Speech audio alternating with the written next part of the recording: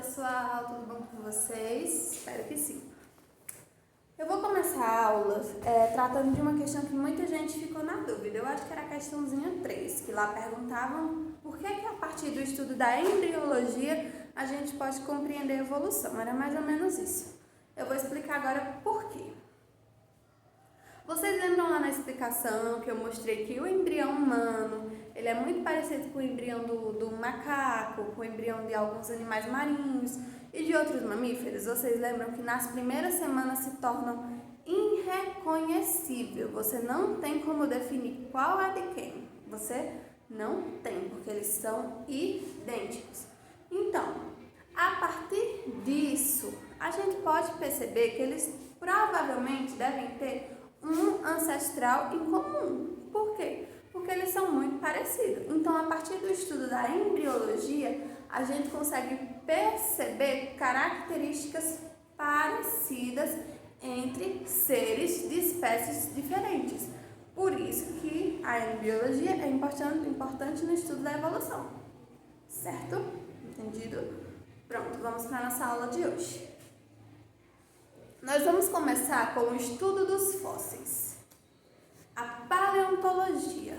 Quem vai fazer uma faculdade para estudar os fósseis, faz uma faculdade de paleontologia.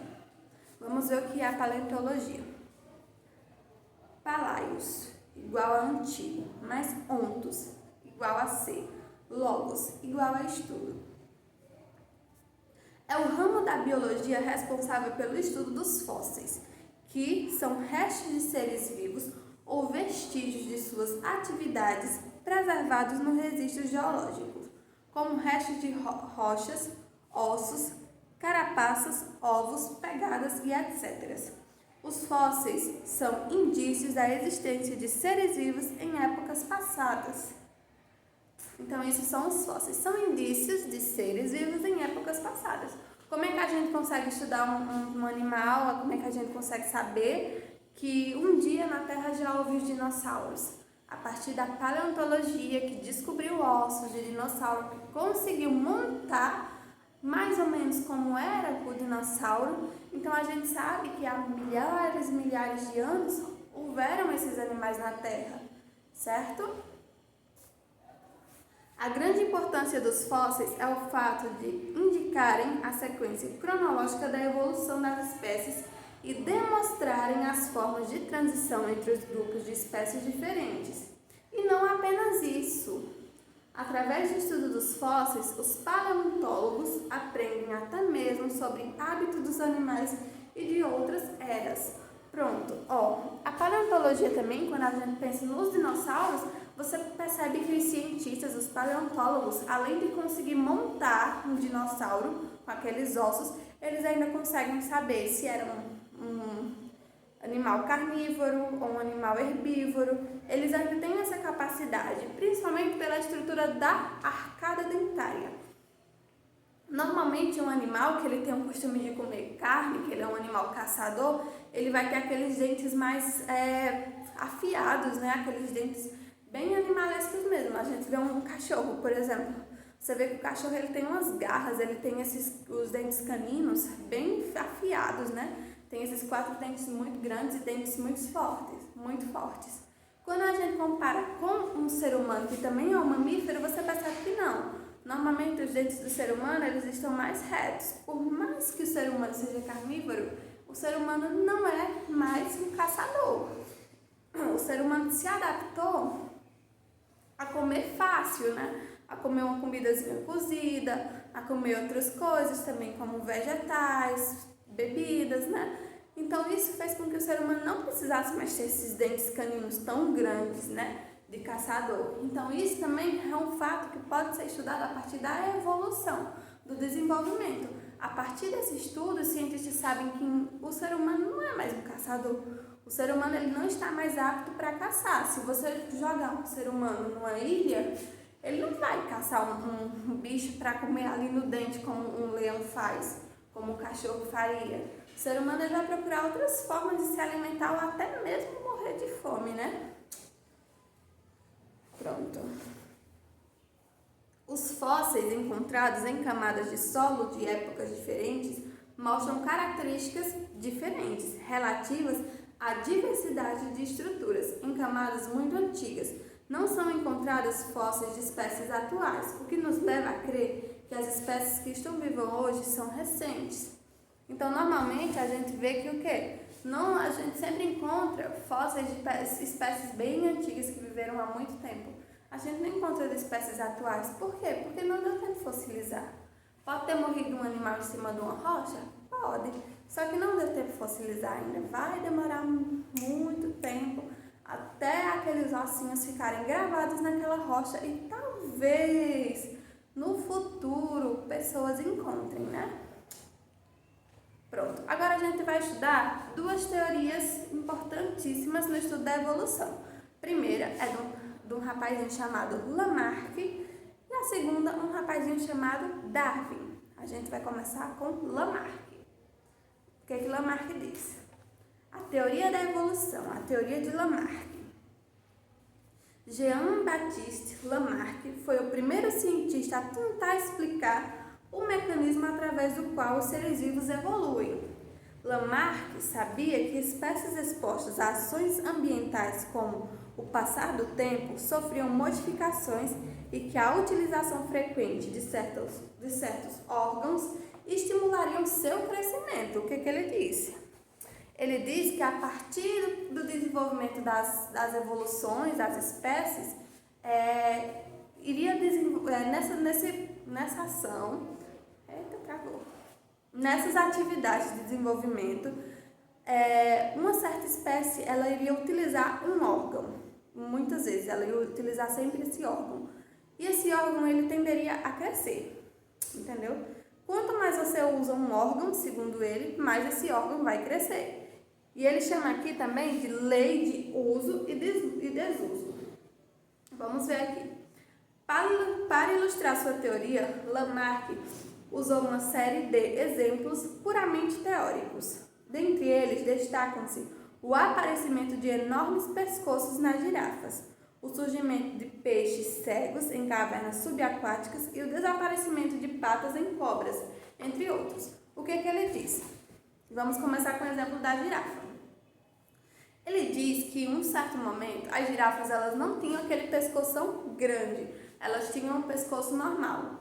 Então como foi que elas ficaram com um pescoço grande? Ele diz que quando elas começaram a esticar o seu pescoço para pegar a comida em arbustos mais altos, ela começou a utilizar muito o pescoço e o pescoço dela começou a crescer porque ela usava muito, entendeu? Segundo a teoria dele, quanto mais você usa um órgão, mais ele vai crescer, e foi o caso da girafa. Então as girafas que elas se esticavam para pegar aquelas plantinhas, o pescoço dela foi crescendo e ela foi vivendo. A girafa que não se esforçou, que tinha um pescocinho mais pequeno, que queria comer só as plantinhas ali de baixo, ela morreu. Por que ela morreu? Porque as plantinhas que estavam mais embaixo eram poucas, enquanto a que se adaptava a comer mais em cima, comia mais. Então essa viveu e essa do pescocinho menor morreu. Então essa aqui viveu, teve filhotes e ficou para sempre, né? Porque até hoje as girafas têm um pescoço grande porque são dessa girafinha aqui. Enquanto a girafa do pescoço pequeno, por ela não conseguir crescer, por ela não se adaptar, ela morreu. Entendeu? Pernas em cobra. O que ele disse? Em um dado momento, a cobra tinha uns pezinhos, né? Mas por ela só andar se rastejando, por ela ter o costume de só se rastejar, de ser mais fácil para ela, as pernas delas atrofiaram até sumir. Por quê? Porque elas não usavam. Então, segundo Lamarck, se você não usa um órgão seu, ele vai sumir. Então, vamos usar o nosso cérebro, né? Vai que ele some. Então, segundo ele, se você não usa um órgão, ele vai desaparecer. E se você usa muito um órgão, ele vai crescer. Entenderam essa teoriazinha? Se você usa muito, ele cresce. Se você não usa, ele some. Beleza. Vamos ver aqui. Por exemplo, segundo essa teoria, as girafas tinham pescoços curtos. Como precisavam esticá-lo para comer em altas copas, foi através do uso contínuo que se alongou. Essas características adquiridas passaram a ser transmitidas para os descendentes. e, mesmo após várias gerações, permaneceu. Portanto, segundo Lamarck, a adaptação ocorreu pelo uso frequente do órgão e pela transmissão dos caracteres adquiridos. O que Lamarck diz também? Ele diz que ele fala da transmissão dos caracteres adquiridos. Segundo Lamarck, é o seguinte: se essa girafa mamãe comeu lá em cima, cresceu o pescoço, os filhotinhos dela também vai crescer, vai nascer com o pescoço crescido, porque a mãe tem um pescoço crescido. Segundo a teoria de Lamarck, se em algum momento da sua vida você pintar o seu cabelo de louro, você adquiriu essa característica, o seu filho vai ser louro. Não é uma teoria doida? É uma teoria doida. Já foi desconstruído, não existe mais. É só uma teoria bem antiga, beleza? Não é mais assim. Não é mais desse jeito, os cientistas não acreditam mais nisso, certo? É só uma teoria estudada que ajudou a compreender a evolução, mas ela não é 100% correta.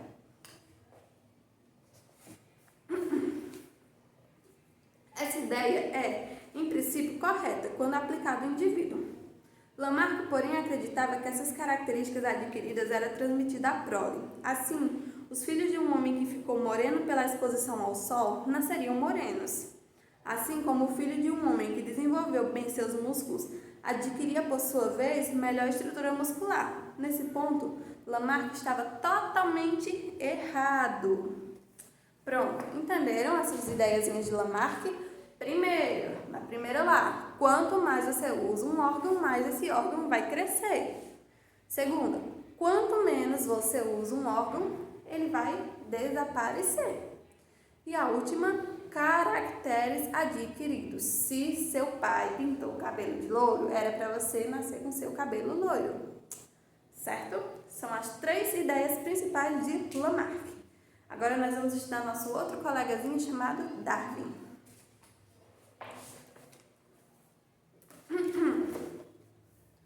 Outro cientista que tentou explicar a evolução foi o inglês Charles Darwin, que aos 22 anos embarcou como biólogo no navio Peregrine para empreender uma viagem ao redor do mundo. Em 1836, quando Darwin voltou à Inglaterra, ele estava de posse de grandes informações sobre a origem das espécies, conhecido como evolucionista. Sua teoria explica por que os seres vivos possuem adaptações, características que facilitam sua reprodução e sobrevivência no ambiente em que vivem. Após muitos estudos, Darwin concluiu que todas as espécies conhecidas tiveram sua origem no passado, quando seus ancestrais conseguiram sobreviver adaptando-se às mudanças do meio, ou seja, evoluindo. Para ele, essa mutação ocorreu naturalmente. Os seres que são frutos dessas mudanças possuem uma capacidade maior de se adaptar e sobreviver, e por sua vez dão origem a outras espécies. Assim, para o evolucionismo, os seres estão em constante mutação, isso é, transformação, e a natureza tem seus mecanismos de seleção natural. Os mais adaptados sobrevivem, quando os menos adaptados tendem à extinção. As ideias de Darwin podem ser resumidas assim. Agora eu vou dar uma pausazinha. Darwin ele tem a principal teoria, seleção natural. Os mais fortes vivem, os mais fracos morrem. Então, o que ele diz? Ele diz que os humanos eles vão passar por adaptação. Os humanos não. As espécies elas vão passar por várias mutações para se adaptar ao meio que elas vivem. Por exemplo, o animal que vive no frio, ele vai se adaptar ao frio. Se em algum momento ele chegar outro animal da mesma espécie que ele, mas que nunca viveu no frio, vivia no calor, e for para lá, esse animalzinho que vivia no calor, ele vai morrer. Ele vai morrer de frio. Por quê? Porque ele não se adaptou. Então, o mais forte vai sobreviver, o mais fraco vai morrer. Entenderam? Essa é a seleção natural. Vive os mais fortes, morrem os mais fracos. Vamos ver aqui os tópicos que ele definiu aqui, pra gente. Os organismos apresentam variações hereditárias e, portanto, transmissíveis. No caso de Darwin, diferente de Lamarck, ele também afirma que o quê? Que existem características hereditárias e transmissíveis. Isso quer dizer o quê? Por exemplo, Vamos pegar uma família que juntou o pai ele tinha um problema de vista, mas a mãe não tinha um problema de vista. O filho que vai nascer ali, ele pode ter o problema de vista, como ele não pode. Ele pode herdar esse problema de vista do pai, como ele pode herdar a saúde da mãe. Então isso vai ser variável. Vai ser a partir de uma variabilidade genética que vai acontecer na troca de gametas que vai definir se essa criança vai herdar o gene paterno ou materno. Mas digamos o seguinte, tanto o pai como a mãe têm problema de vista. Então a criança vai nascer com problema de vista. Entendeu? Pode ocorrer de não nascer? Pode ocorrer de não nascer. É uma exceção. A regra é que sim, que essa criança desperte esse problema de visão também. Vamos pensar. Uma mãe negra e um pai negro. Normalmente essa criança também será negra. Agora, se juntam um pai negro e uma mãe branca, a criança ela pode nascer negra, como ela pode nascer branca, como ela pode nascer meio termo. Entenderam?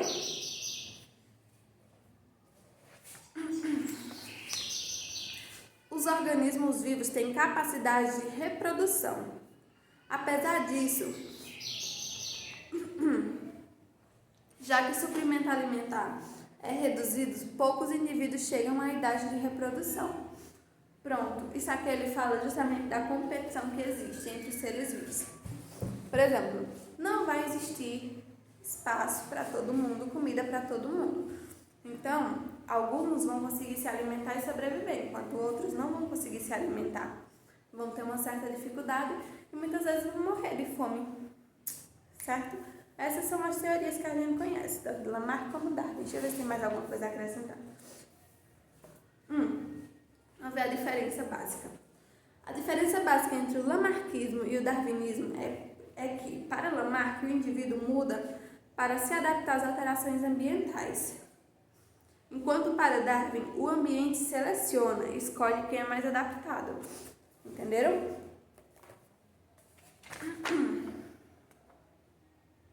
Pronto.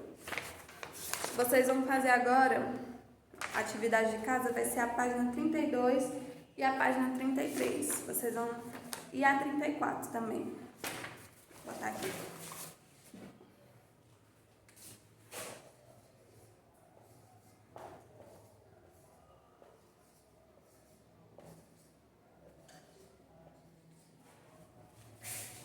Página 32 a 34, a agenda, tá? Vocês vão fazer essa atividadezinha pra mim. E vocês também vão ler aí em casa, agora mesmo, não precisa nem esperar. Agora vocês vão ler essa parte do Aprenda Mais e a formação de novas espécies. Leiam aí pra mim, que eu vou fazer umas perguntas depois. Então é isso, por hoje é só. Qualquer dúvida, falem lá na plataforma que a gente esclarece, certo? Beijo, tchau!